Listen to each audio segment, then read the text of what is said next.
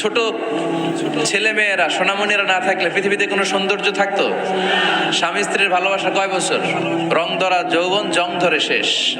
1-2 বছর পরে আর আগের ওই মাতলামিটা থাকে না, ওই ভালোবাসাটা থাকে না। এরপরে ভালোবাসাটা হয় ছেলে মেয়েদের কারণে, ঠিক কিনা?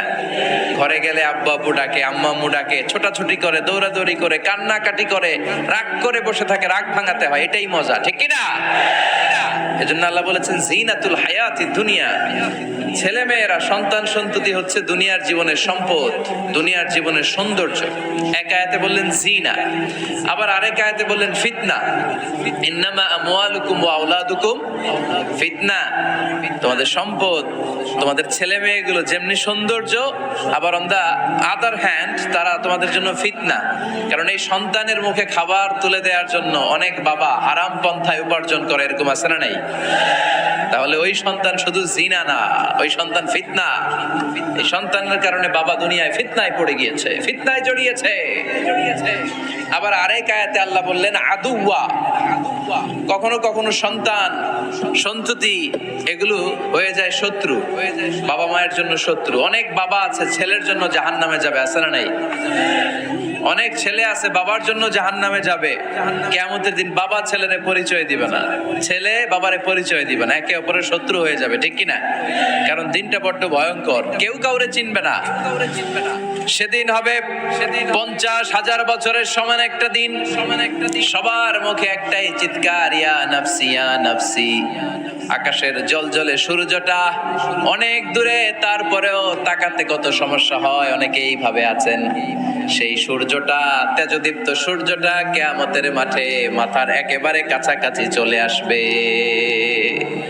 সূর্যের প্রচন্ড তাপে মাথার মগজগুলো গলে গলে নাকের ছিদ্র আর কানের ছিদ্র দিয়ে বেয়ে বেয়ে পড়বে। হুফাতান উরাতান মুশাতান গুরলা। পায়ে দেওয়ার মতো কারো জুতা থাকবে না।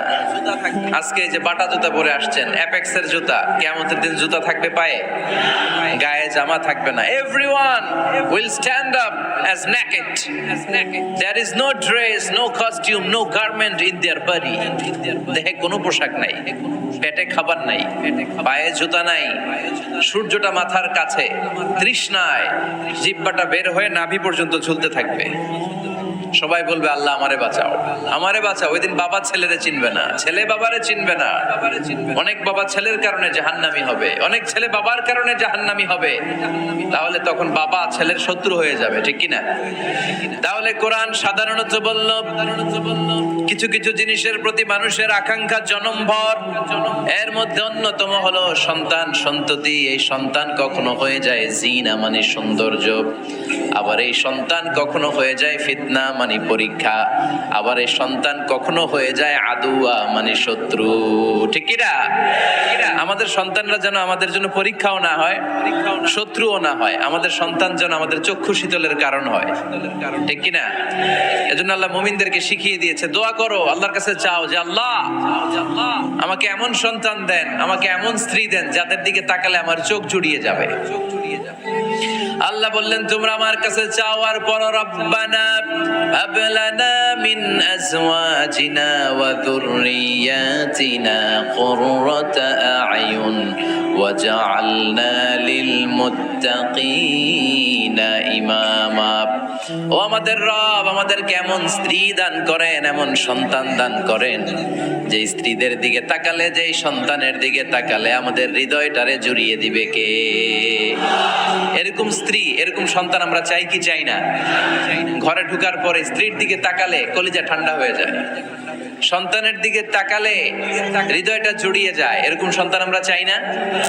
কথা বলতে হবে, চাই কি চাই না? এরকম সন্তান কেমন করে আপনারা গঠন করবেন, কেমন করে সন্তানকে মানুষের মতো মানুষ বানাতে হয়, এ নিয়ে কিছু কথা আজকে আমরা শুনবো। মনোযোগ আছে? কষ্ট হচ্ছে না তো? আমি যতক্ষণ আছি ততক্ষণ থাকবেন? কারা কারা?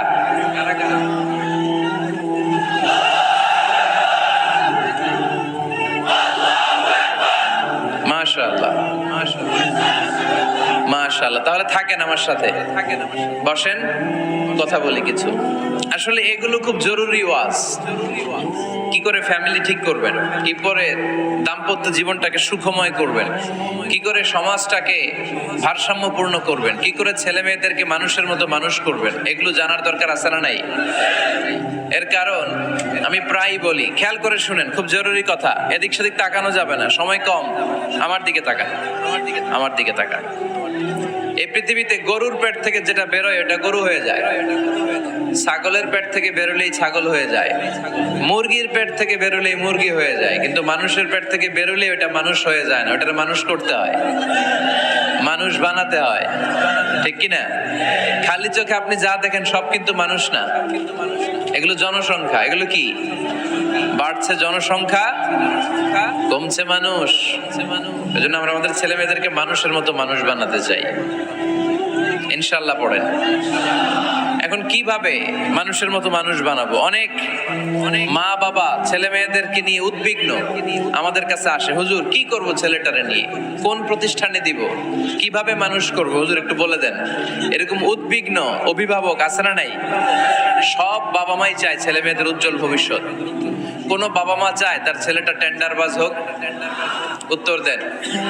কোন বাবা চায় তার ছেলেটা চাঁদাবাজ হোক, তার ছেলেটা ধর্ষক হোক, এসিড নিক্ষেপকারী হোক? না, চায় না। সব বাবা মাই চায় তাদের ছেলে মেয়ে মানুষের মতো মানুষ হোক।